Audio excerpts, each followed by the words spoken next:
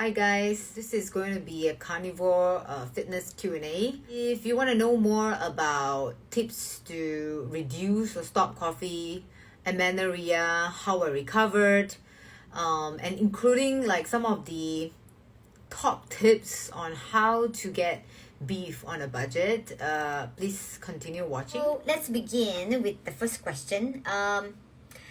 How do you stop coffee? So I think I can be a subject matter expert for this because I've stopped many of the addiction that I had in the past. So one of them it's actually coffee because I do used to drink a lot of coffee when I first started out. Even before keto, I was always a fan of that musky, bitter taste like black coffee. So I think my tip number one is be aware of how much you are drinking exactly. I think that is step number one. So making a note about and really keeping track, like do you drink 2 cups of coffee a day and over what duration of time? So are you someone that wakes up in the morning at 6 a.m, you would drink 1 cup, by noon another cup, and then towards the evening another cup? So I think it's good to really be realistic and set, okay, this is the amount of coffee that I'm drinking, or even how many scoops of coffee do you put in when you make it, right? Be very detailed about the amount and realize how long it takes for you to consume all this coffee. Some people really graze all day, which was me, and I knew that it was affecting my sleep cycle because I was still drinking coffee at like 5 or 6 p.m. when your body is supposed to like tone down, and prepare to go to sleep. So I think be aware of the amount and the timing of you consuming coffee. It's, I think, step number one. And then step number two, it's really be strategic and plan out. My approach of, getting over an addiction, which is a caffeine in this case, it's really not cold turkey. For this particular one, it's because I've done cold turkey before where, I just instantly overnight, I don't drink coffee for the next few days. The side effects was like really strong. When it's a migraine, it's an intense migraine, and I even had irregular sleep cycle, which I think many people who like try to quit coffee like straight away, these are the common side effects, and it really messes up with their daytime, their cognitive abilities, the way they function. So my advice is to not go for cold turkey if you cannot really push through the side effects. So I think the withdrawal effects. So I think be strategic in a sense that now that you know the amount of coffee that you're drinking and the duration, your goal is supposed to be reducing it over time, right? So you can set a weekly goal. You could even take it longer, a monthly goal. So for example, every week your goal should be reducing the tablespoon amount of you like making the coffee, the coffee that you use. Or it could be cutting down the number of the cups that you are consuming in a day. And then of course you want to even look at the duration, like, okay, usually I drink coffee from early in the morning till late in the evening. Your goal could be, I would stop drinking coffee by 3 p.m. and then you just gradually reduce it and shorten that window. By that time, because you are reducing to the point that you're drinking coffee at an earlier part in the day, which is still you can still avoid those issues where it messes up with your circadian rhythm, which is after 3 p.m. ideally you're supposed to be unwinding, not like jacking up your energy. So I think that's one strategy. One tip that I use is, until today, honestly, I still miss the taste of coffee. I'm not really into like that whole boost of energy. I get it from green tea, but I do enjoy the bitter taste of coffee. So I still have decaf. My favorite order is going to Starbucks and getting a decaf Americano on the rocks, meaning to say no water is added. It's just ice and the espresso decaf. I still have the taste, but there's not a lot of caffeine in it. I know some decaf still have like caffeine, very a little amount of it. So you can use decaf as a substitute, as you are reducing the caffeinated, the original coffee over time. So you use less of that and then you use more of the decaf. So kind of like shifting towards the whole decaf mode, right? And then when you're on a decaf mode, you feel good. I mean, you can finally reduce the amount because your caffeine withdrawal will be a lot less by then. But then I know some people can still thrive on caffeine, which is not coffee, because coffee actually there are a lot of toxins in it, and unless you wanna spend a lot of money getting only organic, and seeing the way it's processed, and there's a lot of like, I think they say pesticides on it, toxins, right? So probably organic green tea, it's your substitute if you still want to have a bit of that kick, but not the kind of kick that coffee gives you, which is very different actually. So you can sometimes try a little bit of tea as a replacement of your coffee. But if you can, I mean, if your goal is to really stop it entirely, because when you say stop coffee, does that mean stop caffeine? So I mean, that's something to think about, right? So I hope those tips can help you to gradually quit coffee for good. Now, let's move on to question number 2, which is, how did you recover from amenorrhea? Amenorrhea, a lot of you will be like wondering, oh my gosh, what's this big word? Actually it stands for ladies out there that don't really have a cycle. You don't really have your period for a duration of time. You lose your cycle. It's totally abnormal because that would mean that your hormones are imbalanced. Amenorrhea, it's a disorder. I didn't really have like serious amenorrhea in the past, but I would say that in my early 20s or when I was doing keto, my period were very irregular.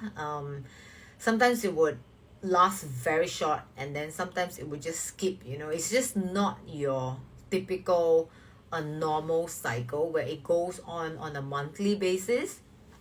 So I think that was obviously triggered by the things that I was eating. I wasn't eating enough, I was restricting, and then like obviously eating not the right foods as well. And I was actually one time vegetarian, so I did this whole low fat thing. Even the Greek yogurt that I was getting was like low fat, and everything is just low fat. So I think one thing to take note of is when you are trying to recover from amenorrhea, meaning to say you want to get your period back on the regular cycle, women, us ladies, right, we need fats, dietary fats, animal fats, in order for our hormones to function. So when I went into carnivore, so I've been 2 years plus now, during my early days of carnivore, which is year 1, in the first 6 months, I would say, because it's very new to me, I transitioned from keto, so it wasn't too drastic. I just cut out all the vegetable that I was eating. It's like from very low carb to no carb. It's not very big difference. I think the only difference was that I was fasting a lot, not intentionally, but sometimes it's intentional because you go on with the craze of like, 20 hours, 24 hours fast, 48 hours fast is like, the autophagy, and it's good, it's all good, but I think it's really the approach and seeing where you're coming from. So for me, I used to have a lot of restrictions, and I was on medication, so I was pretty malnourished. So going to carnivore is like really a good thing because I'm trying to get all my nutrition backloaded, right? But then I was fasting a lot too, and because I was eating a lot of protein and fats, right, I wasn't hungry most of the time. And I mean, I would kind of ignore signals where like, oh, you know, I'm kind of hungry, but you know what? I can continue to fast. You know, that kind of feeling. And when I break my fast, I didn't really go all out to feast. So I probably underate, especially when you're doing this extended 48 hours, 72 hours, you do lose in terms of like your food volume, right? And then over time, you just don't feel so hungry anymore. So I think coupled with like totally no carbs, I was just eating like meat and fats, and then a lot of fasting. In the first few months, my body was really like, oh my gosh, what are you doing? You know, like too many new things happening at that point of time, and I was traveling a lot. Okay, so I'm mostly in planes. So fasting is always the best way to do this, because I don't trust the food that, you know, at the places that I travel to. So most of the time I'm fasting. So I think that didn't go towards my benefit, because in the first few months I did still have some irregular period. But then how I recover, I think that's the main point of this question, right? Is that the moment I became in tune with my fasting, meaning to say I don't push it, you know, I don't really like be so strict on tracking, like it needs to be 20 hours, it needs to be 18 hours, you know. Some days I'll wake up and I'll feel like, you know what, I'm really not hungry. I'll really ask myself, and I won't. So, but some days when I feel like a tinge of like, you know what, I think I could eat something, I would break my fast. It doesn't matter if it's 12, 10 hours, 16 hours. But I would say my average is about 16 to 18 hours. That's when I know that I have to break my fast. So I don't force it. So the moment I realize that I don't force it and I follow more of a natural instinct, my period became regular, and especially when I incorporate more fats into my diet. So I'm someone that experiments, you know. I get inspiration from Ted Naiman, and where he's all about higher protein, and then, you know, there's people like Stephanie Keto Person, where it's all about high fat. So I've experimented. I felt that higher protein makes me feel more satiated, but I realized that when you're close to your cycle, when your period is coming, right, it's not a good idea to be so lean in your protein. You need to go higher fats in order for, you know, your hormones to all come in balance. Because once your hormones are in balance and your body feel like it's on starvation mode, there's a lot of stress, and then you fast, and then you don't do your self-care routine, you don't manage all these things, this is when your body is trying to tell you like, hey, you know what, I'm not in a safe environment, I'm highly stressed out, I'm not getting the food that I want or the nutrition that I want, your period is not going to come. So it's not going to be regular. So it took me about 3 months of regular, not fasting too much, incorporating enough animal fats. I was able to regulate. When I first started out higher protein, I did notice that, hey, you know what, my period is a bit delayed, you know. So, which is why now I'm a bit more careful and strategic. I would do higher fat about 1 to 2 weeks when my period is about to come. So, I will be more in tune that way. So, nothing is set in stone. It's really finding what your body is trying to tell you, which is difficult, but over time, you're gonna get there. So, moving on to question number 3 about my salt experience. I'm a fan of salting my food. I love Redmond real salt. My friends know that I carry Redmond real salt in my pouch all day, every day. I refuse to use any table salt, but unless it's Himalayan pink salt, I would go for it.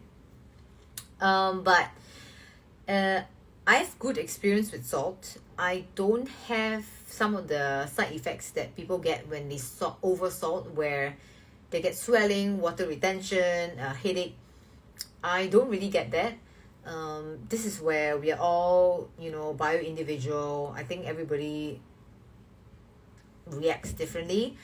I also like salt to taste, meaning to say that I find that the steak, or the beef that I eat, the meat that I eat, tastes so much better, and rewarding. Because when you're on carnivore, you're only eating one ingredient, right? It's just a little bit of jazz, when you have salt with it. I find that the beefy flavor is enhanced when I incorporate salt. I know some of you out there that really thrive on just pure beef. I really salute you, because I can't. I tried it. I still feel like the beefiness is being enhanced with salt. So but I can share that when I dine out, one time I did, and I did not bring my Redmond real salt, and I don't remember what salt they used. I know that it's not Himalayan. So I mean, that day I wasn't that strict or anything, so I was like, what, let's just go with the flow, right? It's just whatever. I think it was table salt, right? It's just not what I'm used to. And it was pretty salty. I thought I'll be fine. The next day I woke up, I was actually having this water retention, and I felt totally swollen and a little bit foggy. So, but that's only one experience. So yeah. So I think the salt, where it's coming from, is very important. If you don't have access to Redmond real salt, because it's pretty expensive if you try to buy it from US. I paid a lot for the shipping fee, but I got a bulk of it, so it's worth it that way. You can always use a substitute with Himalayan pink salt. That's a good one, always. Yeah, so that's my experience on salt. And something that's related to salt that I need to mention, it's I do cycle in electrolytes, supplemental electrolytes from time to time. One that I regularly use is Element, LMNT by Woof. I hope I didn't butcher the name. It's something that Sean Baker used and Michaela Peterson used when they were fasting, and I think Sean Baker used it when he's exercising. I use it when I'm exercising, and some of those days when I need extra push, the sodium. Actually, it's not just sodium. This electrolyte, I will insert this somewhere on top of my head. This electrolyte actually comprise of your sodium, potassium, and magnesium. 3 of those needs to go hand in hand together at a certain ratios in order for it to work as an electrolyte. So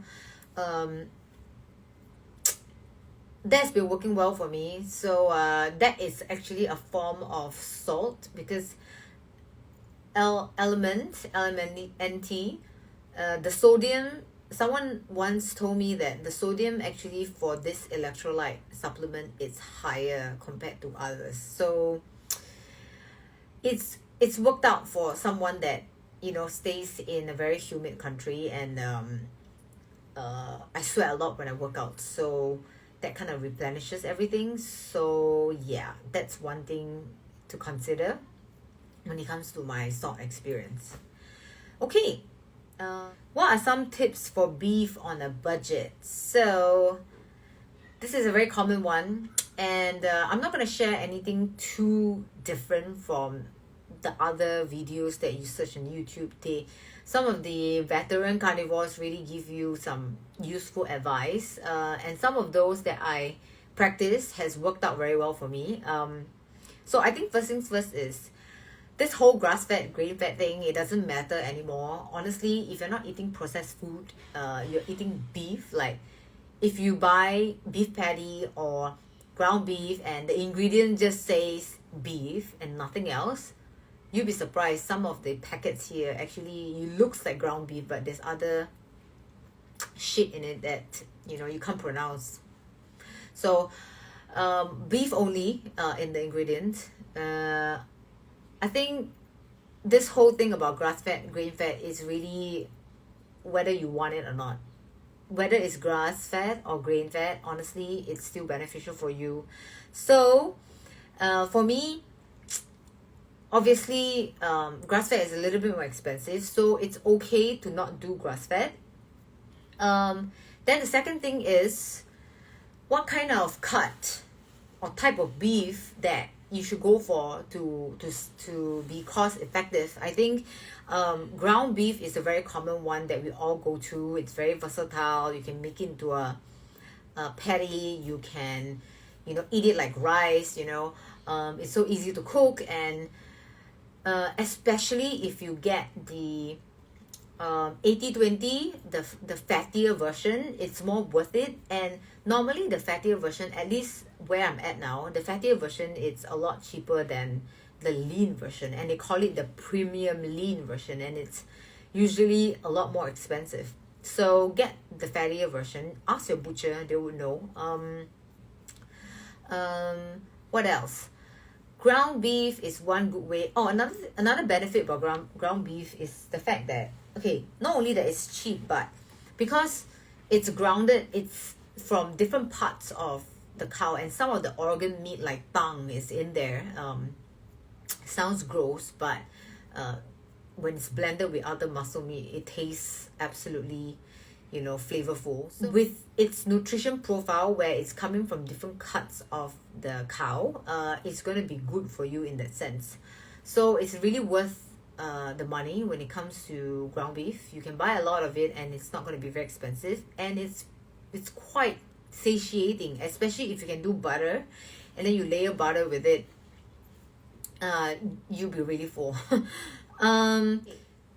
Obviously, for any carnivores, if you want to try this out, who can say no to steak, right? And we all want to go for that ribeye, but we know that ribeye, being a prime cut, it's very expensive.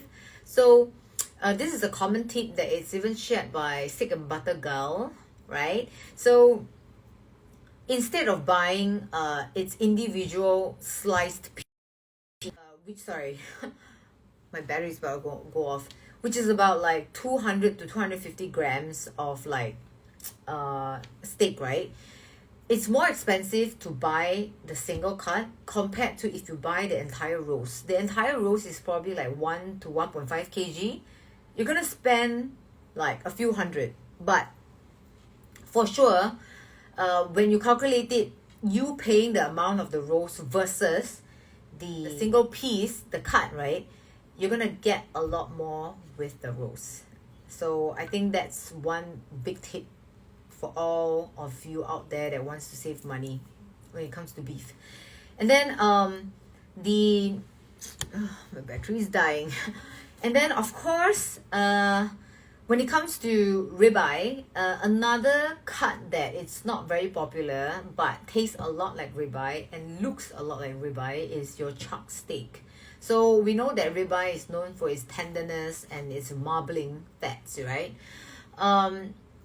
You can opt for chuck steak, which is very similar. The only difference is that if you overcook chuck steak, it will be very chewy and hard in texture. So you can go for chuck steak and don't overcook it, medium rare.